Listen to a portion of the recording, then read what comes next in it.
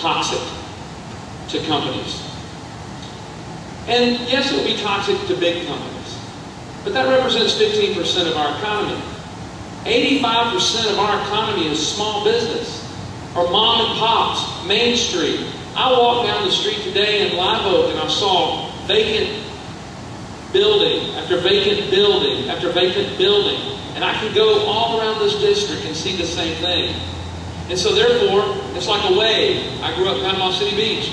It's this wave that has come and hit us. And after I come up after a wave, when the surf is rough, and it's starting to catch my breath, here's another wave.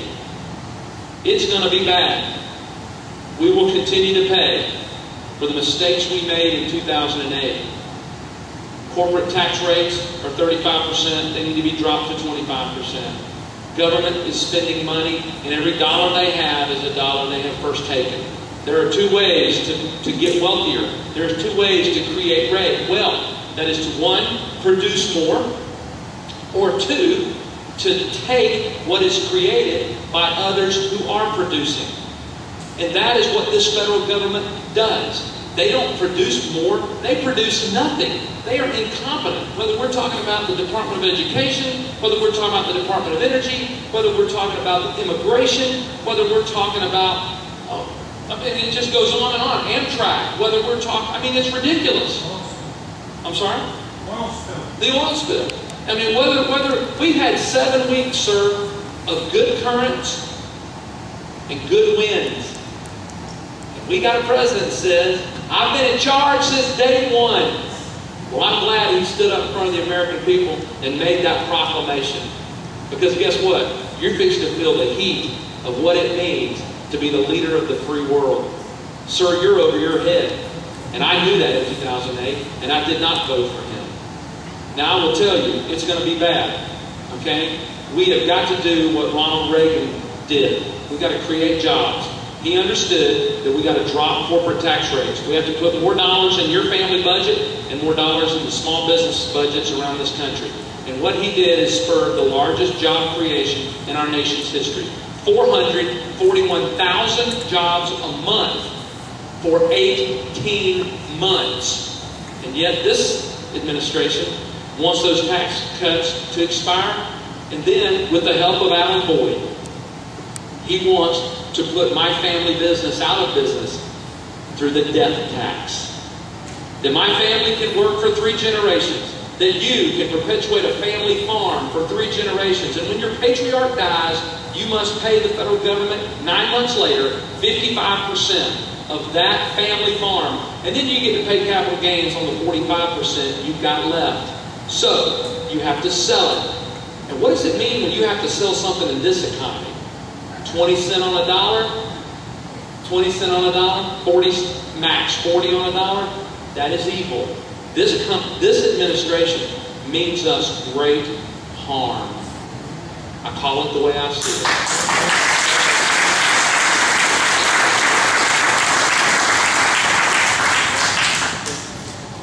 Got a point here that we're talking about the federal government, but we also need to look at our own counties that we live in. The county continues to build, expand, and issue bonds that in turn we have to pay for, raising the taxes while the home valuation is continuing to drop. And if this foreclosure rate continues on the next wave, our home valuation can drop still further, leaving the taxation for the paying of these bills that the county is making up here in the air for us to be paying for later on.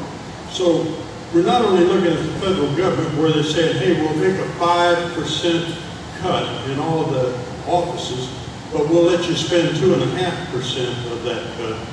What are we doing in our local areas? We got to educate our local people too. Do you guys want to address that? That is a local question. Yeah, I agree. I think, look, it's local, state, and federal. I will tell you, I'm running for Congress because I grew up over on the water and I understand fish rot from the head down. And so therefore I'm going to the head. Okay? But it's trickle down. Okay? It's not trickle up. Okay? I'm sorry? We want that money. We want that free money that we can use. Well, there is no free money, sir. So you just talked about Santa Claus. I wish I could tell you. I'd love someone else. You know what? If y'all sell money trees around here, if we can load some up my motorhome, I'd love to take them back. Because the five women in my house, we need a money tree. But there's not one. Paul, do you want to add anything to that? You know, I just have to go along with that. Pretty much right on the head again. It's free money that everybody talks about having. You know what? All these plans that this government comes up with right now, these entitlement plans, they're destroying us because this money doesn't exist, and yet they feel competent to spend it. And I mean, bottom line, Congress and the President in particular, the three things that need to be done before anything can happen is you must stop spending, you must stop borrowing, and you must stop printing. Until those three things happen, nothing's going to get any better. All right, one more question. Who gets the lucky one? That's me?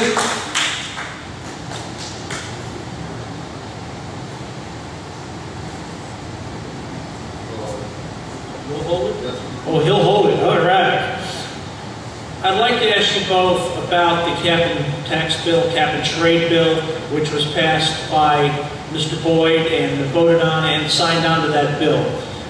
Here in Suwannee County, we just recently had a meeting of the Suwannee Valley Co-op. Suwannee Valley Co-op, we were told 1,800 members there, what cap and trade means to us, $32 more per month in our electric bill. Farmers, $18 more for every acre they farm. Every cattleman, $8 for every cow on his property. The Obama administration has said that they want to take some of that cap and trade money to rebuild infrastructure. I'm sure you're both probably against cap and trade, but how would you use money, or where would you get funds to help build the infrastructure of our country to get our railroads and our roads back into shape? Okay. Well, obviously, cap and trade, let's just start right there. Let's just take this along first off. Alan Boyd has made this statement several times, that we need to control the people's actions via the tax code. Well, that's what cap and trade is. He wants you to spend so much money on a daily basis that you cannot afford to live your life the way you want to.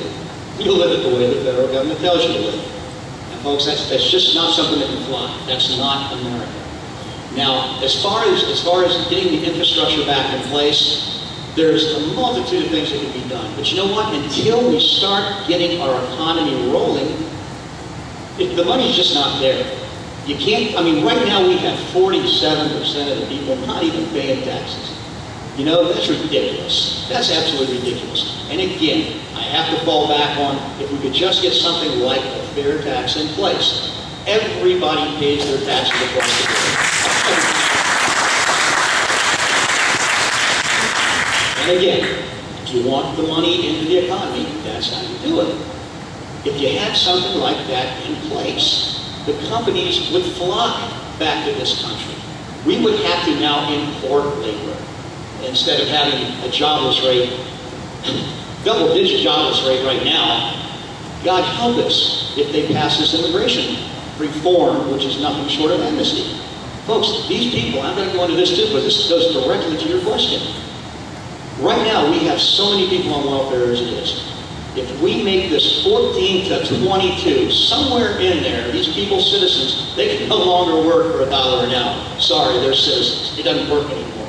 So, what happens to them? We've got double-digit unemployment. Where do they go? They go on the welfare roll.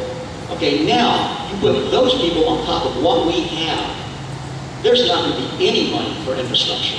Don't ask me where that money's going to come from, because I don't think the money is out there. I don't think there's any way to tax us anymore to pay just for that policy alone.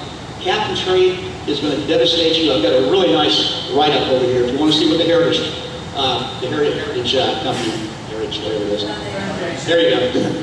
I've got it over here. I've got a real nice write-up on what they project this would cost our country. And let me tell you what, we can't afford it. There's no way in the world, in any place this has been used, it has failed. Look at Greece. Spain's coming right behind. Oh, they were big proponents of cap and trade. Sorry, folks, it just doesn't work.